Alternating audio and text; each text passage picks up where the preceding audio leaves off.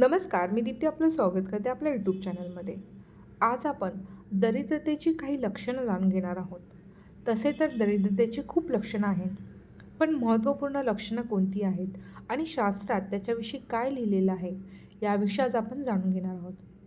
त्याआधी माझ्या चॅनलला नवीन असाल तर चॅनलला सबस्क्राईब करा, बेल आयकन बटन दाबा. व्हिडिओ आवडला असेल तर लाईक, शेअर तसेच कमेंट करायला विसरू नका. व्हिडिओला सुरुवात करूया. शास्त्रात असं लिहिलेलं आहे, कुचेलीन दंतमलोपधारिण भवाशीन निष्ठुरभाषिणच सूर्योदये चास्तमिते शयान विमुच्यती श्रीयर्दी चक्रपाणी.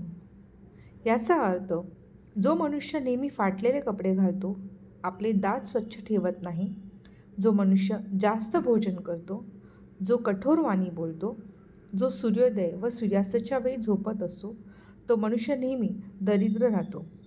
म्हणजे कितीही लक्ष्मी त्यांच्याकडे आली तर ती टिकत नाही, स्थिर राहत नाही, स्थायी नसते. तर आजचा व्हिडिओ तुम्हाला कसा वाटला कमेंट सेक्शनमध्ये नक्की कळवा.